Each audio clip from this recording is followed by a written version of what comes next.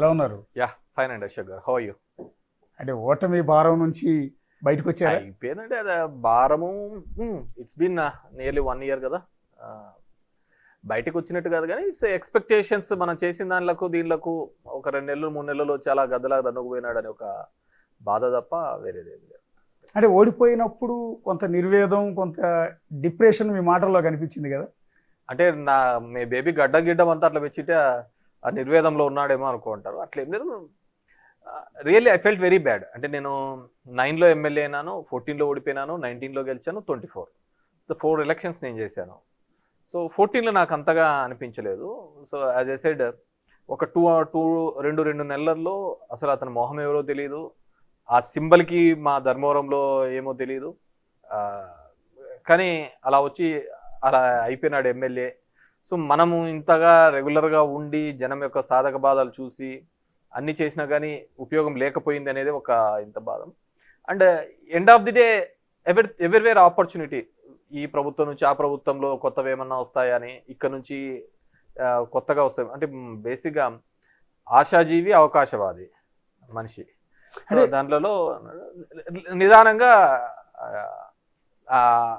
దాని నుంచి బయటపడడం ఇట్స్ ప్రాక్టికల్గా అనుకున్నారు. కానీ ఎప్పుడు నేను అంత బాధపడలేదు. అన్ని ఓటమిలు జరిగినా కానీ ఎప్పుడు బాధపడలేదు. దిస్ టైమ్ ఐ రియల్లీ బాధపడ్డ బాట వాస్తవమే. అంటే 175 స్థానాల్లో ఎంతమంది వైఎస్ఆర్ కాంగ్రెస్ పార్టీ అభ్యర్థులు ఓడిపోయినా కూడా ధర్మవరంలో కేతిరెడ్డి వెంకటరామిరెడ్డి ఓడిపోతాడు అని మీ పార్టీ వాళ్ళు కాదు, మీకు అపోనెంట్గా ఉన్న టీడీపీ నుంచి కానీ బీజేపీ నుంచి జనసేన నుంచి కూడా ఎవరు అనుకోలే. ఆ సీట్ని మీ ఖాతాలో వేశారు. అది ఎట్లుందంటే మామూలుగా మనం ఇక్కడ కాకపోయినా మిగతా ఈ తెలుగు రాష్ట్రాల్లో సరే అతను ఓడిపోయి ఉండకూడదు అని కొద్దిగా అనుకున్నారంటే అది చాలే అనుకుంటున్నా ఇప్పటికైతే. సో అలా జరిగిండకూడదు. కానీ ఇట్స్ 2400-600 ఓట్స్తో నేను ఓడిపోవడము, ఆ రోజంతా ఎందుకు పుష్ చేయలేకపోయినాము అనేది కూడా అనిపిస్తుంది కొన్నిసార్లు. 2000 ఓట్లు ఎక్కడైనా తెచ్చుకోండొచ్చు కదా అని. సో ఆ గాలి ఆ విధంగా ఉంది. 11 మాత్రమే ఈ రాష్ట్రంలో వచ్చాయి. అండ్ 94 తర్వాత, అంటే ఇప్పుడు ఎన్టీ రామారావు గారు ఉన్నప్పుడు కాంగ్రెస్ 26 సీట్లు వచ్చిన తర్వాత ఇఫ్ లుక్ ఇంటు కడపలో కూడా 2 సీట్లు రావడం ఏంటి. సో ఈ గాలి ఎప్పుడూ లేదు. సో అది మిషన్ ప్రాబ్లమా, ప్రజల యొక్క మనోభావాలు ఆ విధంగా అంతగా హర్ట్ అయ్యి మారినారా, ఇవన్నీ కూడా మనం అధ్యయనం చేసుకోవాలా, ఎగ్జామిన్ చేసుకోవాల్సిన అవసరం. అంటే ఓటమి తర్వాత మీరు కొన్ని ఫేస్బుక్ లైవ్లో కొన్ని కామెంట్స్ చేశారు. పార్టీ మీద కొన్ని తప్పుల్ని లేవనెత్తే ప్రయత్నం కూడా చేశారు. ఓటమికి కారణాలు మన వైపు నుంచి ఏం తప్పులు ఉన్నాయనేది, అధినేత తీసుకుంటున్న నిర్ణయాలు, కింది స్థాయి వాళ్ళని పట్టించుకోకపోవటం, ఇలాంటి ఈక్వేషన్స్ గురించి ప్రస్తావించారు. ఎందుకు అట్లా?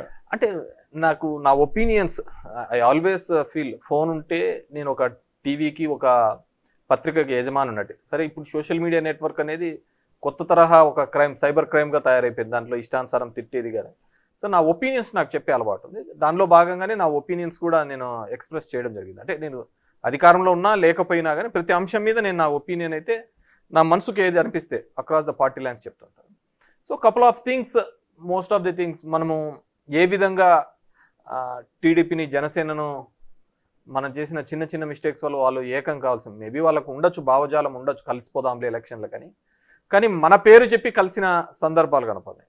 అండ్ కొన్ని సందర్భాల్లో జనసేన టీడీపీ కలిసిన సందర్భాలు మనకి ఏ విధంగా నెగిటివ్ చేసే సినీ ఇండస్ట్రీ, అంటే ఇన్ఫ్లుయెన్సర్సే అనే వాళ్ళను మనం నెగ్లెక్ట్ చేసిన మాట వాస్తవం. మనం ఏమనుకున్నా దోస్ ఆర్ ఇన్ఫ్లుయెన్స్ అంటే గవర్నమెంట్ ఎంప్లాయీస్, టీచర్స్, ఇప్పుడు సినిమా ఇండస్ట్రీ సెలబ్రిటీస్ అనే, ఎందుకంటే వాళ్ళు ఏదో చెప్తే కొంతమంది ఇన్ఫ్లుయెన్స్ అవుతారు అని చెప్పేసి. ఆ విధంగా ఆ గ్రామంలో ఉన్న కార్యకర్త కావచ్చు, లీడర్లు కావచ్చు, వీళ్ళంతా ఇన్ఫ్లుయెన్సర్స్. ఆ గ్రామంని లేదంటే 10 ఓట్లు ప్రభావితం చేయగలుగుతారు. కానీ జగన్మోహన్ రెడ్డి గారు ఒకటే, మేబీ ఆయన నమ్మేది మనం జనంకి మేలు చేస్తున్నాం, జనం మనకు ఆ విధంగా కృతజ్ఞతతో ఉంటారు అని అనుకున్నాడేమో.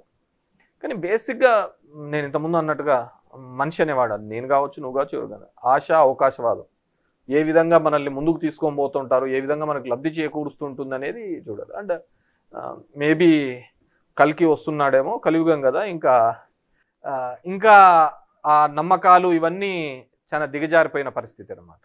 సో ప్రజల్ని మనం అంత ఎక్స్పెక్ట్ చేసుకోవడం వల్లనే ఇంత ఇది జరిగింది. అదర్వైజ్ ట్రెడిషనల్ పాలిటిక్స్ చేసింటే, సాంప్రదాయమైన పద్ధమైన రాజకీయాలు, లీడర్ ద్వారా లీడర్కి 10 మంది వాని ఇంటి దగ్గర నిలబడడం, పని చేసుకోవడం, వాడు ఇప్పుడు తెలుగుదేశం చేస్తున్నట్టుగా అతను చుట్టూ తిరగడం. ఇప్పుడు నేనే ఉన్నాను, ఒక ఎమ్మెల్యే అనే వ్యక్తి ఇంటింటికి పోయి ఏమ్మా నీ సమస్య అని అడుగుతున్న ఎమ్మెల్యేలు ఎక్కడో. నేను వెళ్ళిన సందర్భంలో కూడా ఆ సమస్య ఉన్నవాడో లేనివాడో అవన్నీ ఏంలే, ఎక్కడో ఉంటాడు, ఏదో వచ్చినాడు ఎమ్మెల్యే తిరుగుతున్నాడు, ఏదో పని లేకుండా తిరుగుతున్నాడు అని ఒక భావజాలంతో ఉన్నాడు. ఏం పేరు పెట్టినారమ్మా? సనా. నువ్వేం చదువుతున్నావు? ఎప్పుడైపోయింది? 2 years. మరేమేం జాబ్ చూసుకోలేదా? నీ కూతురేనా అదే? అరే మనమే కదా వీళ్ళ ఆఫీసుల చుట్టూ మనము ఎన్నిసార్లు తిరిగినా కనపడకుండా ఉన్నాడు. ఇప్పుడు మా దాంట్లో ఉన్నాడు సత్య, ఎప్పుడో నెలకు 2 సార్లు 3 సార్లు వస్తాడు. అతను ఎవరికి తిరిగి కనపడ్డు పెట్టాడు, 2 రోజులు ఆడావిడి చేసి వెళ్ళిపోతాడు. సో మనం అందుకు విరుద్ధంగా పోయినా కానీ ప్రజల్ని మనల్ని ఏమి యాక్సెప్ట్ చేసిన సందర్భం ఏం లేదు కదా.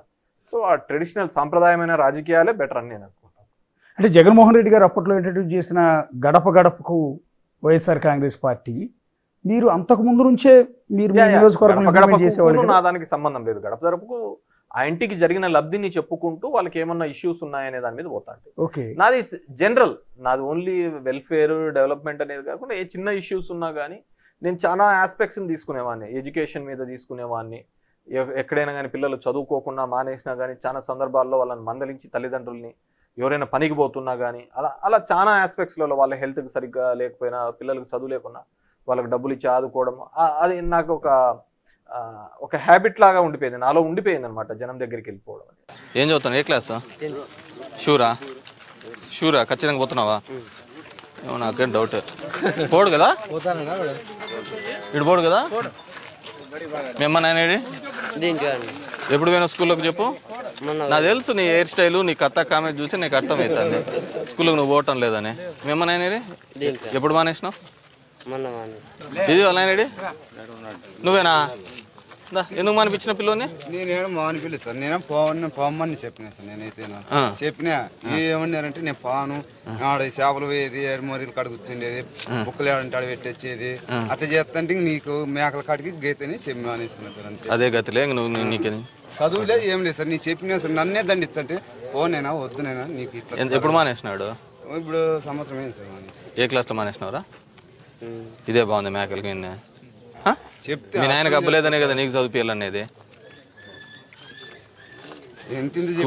నువ్వు పోకపోతే ఈసారి పోలీస్ స్టేషన్ లేదు కొడతా.